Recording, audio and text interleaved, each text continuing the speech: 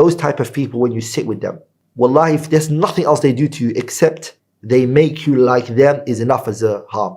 They don't do anything else to you, but they make you think like them and be like them, then that itself is enough. So don't get fooled by those people. And that is wallahi one of the things that destroys a person's aspiration. The type of people you keep around you. Keep around you people who are hardworking, people who are driven, people who believe that the sky is not the limit.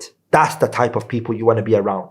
That's the type of people you want to keep in your surrounding. Alhamdulillahi Rabbil Alameen, Lahul Hamdul Hasan wa Thana'ul Jameel, wa ashhadu an la ilaha illallah wahdahu la sharika lah, yaqulu al-haqqa wa huwa yahdi as-sabil, wa ashhadu anna Muhammadan abduhu wa rasuluhu sallallahu alayhi wa ala alihi wa ashabihi wa tabi'in lahum bi ihsanin ila yawmi Deen, amma ba'd. Inshallah ta'ala, today we're going to take the seventh reason for low aspiration. The seventh is we don't have much people who encourage you. This concept of encouraging a person in good is very little. We see a person who, mashallah, Allahumma barik, he makes it in something. He learns medicine and he becomes something good in it. Or he becomes good in the Quran and his tajweed is so good and his voice is very good. Or he becomes a good teacher, so he knows how to teach and the ability to teach, and the art of teaching. He learns that and masters it. But what happens is he doesn't find anyone that grabs him by the hand and helps him and aids him. And the world that we're living in today, it's scary, to be honest. This young individual who's trying to bring khair to the table, he doesn't find anyone that grabs him by the hand. Bal rubbama, rather what might even happen is he might find people who are deceiving him, who place obstacles in front of him. And then what happens? That flame that was in him is extinguished. The aspiration that he had also is taken away from him. So that's one of the reasons why low aspiration comes. The eighth reason why there's low aspiration is the company and the people that you're with. As-suhbatu sayyi'ah, evil people, they can beautify for you that which is evil. And they can make the good look bad. And they push a person to that which is bad. And they distance a person from every good there is out there. The reason for that is because that the person gets affected by the people he sits with. The friend can drag you down, and you do take from people's nature and the way that they are. How many people have we copied? And sometimes we do it unintentionally. We don't even intend to do it. And from the people that we sit with, there are those who are mukhadhilin, deceptive people.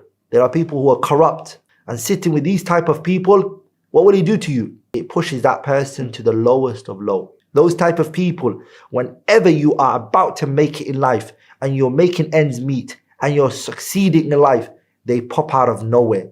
And all they want to do is they want to belittle you. They want to keep you under their thumb. And I have to be very frank and honest, wallah. I have to be very honest here and say, it's sad to say that, but a lot of people in the da'wah scene like that. They are like that. They might be older than a newcomer, a person who's new in the da'wah, a person who's just, starting the da'wah. Instead of being a sincere advisor and helping him how to go about things, they don't do it in that way. What they do is they want to control that young, fresh youth who has high aspiration.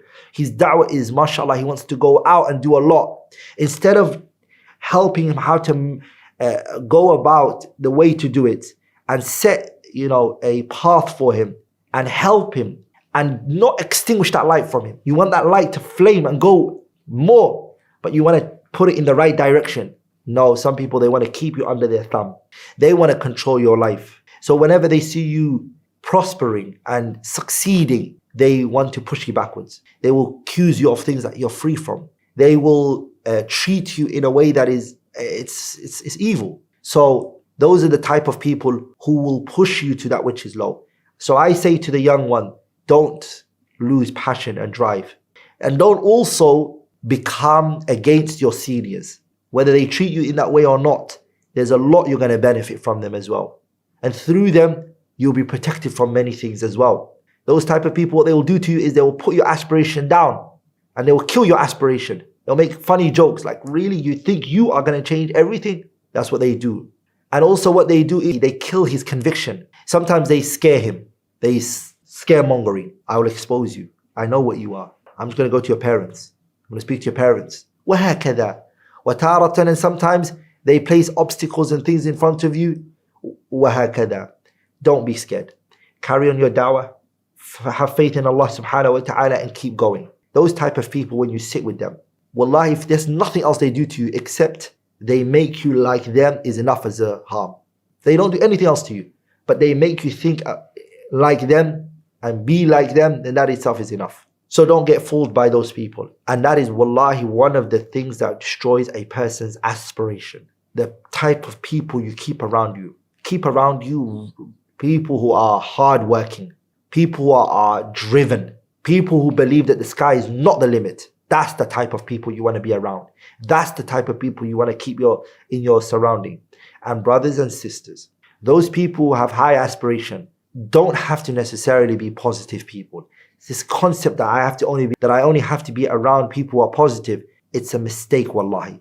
Sometimes there are people who are negative, but their negativity is based on a constructive criticism. In that issue they're negative in, it's a constructive criticism. It helps you. Wallahi, it helps. Don't dismiss those people and keep around you people who would only say yes, yes, yes, yes to you.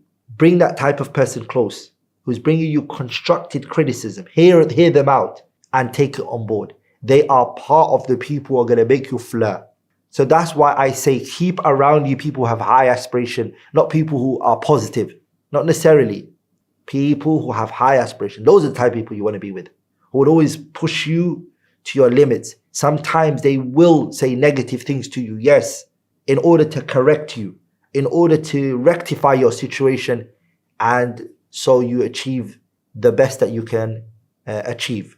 Now we're going to go on to the 9th reason for low aspiration, and that is the person has low patience, and they also see that this goal that they're trying to achieve, the objective that they're trying to achieve, is actually far-fetched.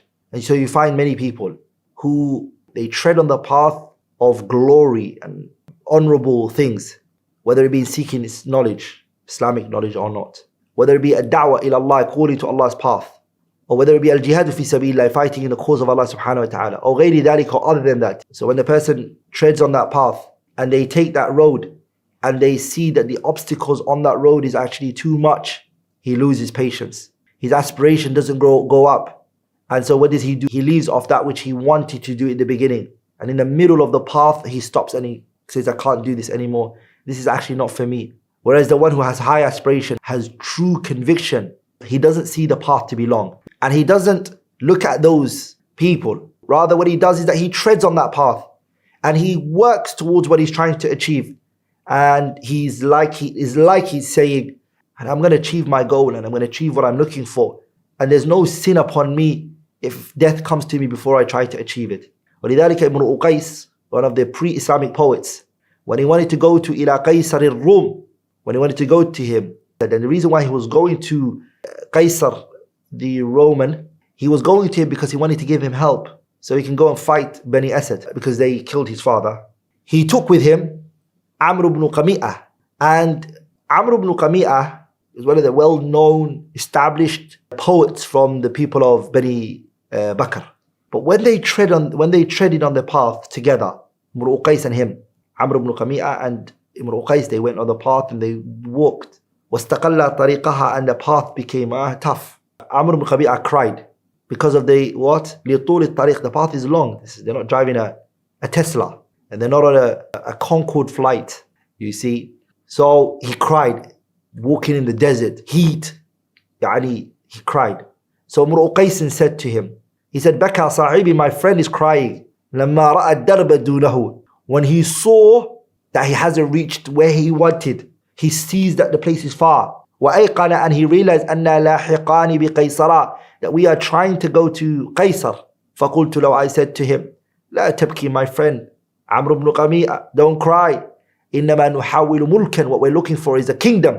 أَوْ نَمُوتَ فَنُعْذَرَ, or we're going to die and we're going to be excused. At least we were trying. So what he's trying to say to him is, we are looking for a kingdom.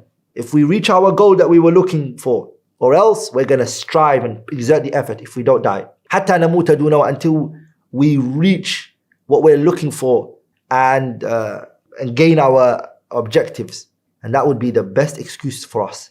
The 10th and final reason for low aspiration I'm going to mention, inshallah ta'ala, the person has so much responsibility, so much things that are in their way.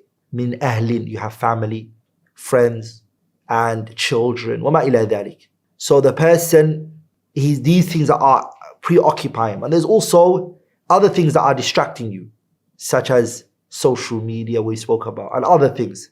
And when those things come, they get in your way. وَلِذَلِكَ الإمام الشافعي رحمه الله, he said, if Luqman al-Hakim, there's a whole entire surah in the Quran named after him. So he used to be called Luqman al-Hakim, the wise man. And Luqman has wisdom. Allah mentioned that for him subhanahu wa ta'ala in the Quran, that Allah gave to Luqman hikmah, wisdom. He was a wise individual. Imam Shafi'i says, if